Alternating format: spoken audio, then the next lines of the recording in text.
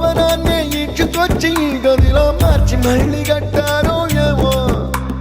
మాయజాలము తెలుసు మంత్రకారడి తెలుసు రెంటి కన్న ఇది ఇంకోటేమో నీలాకాశం నేలాకొస్తే ఇట్టాగే ఉంటాదో ఏమో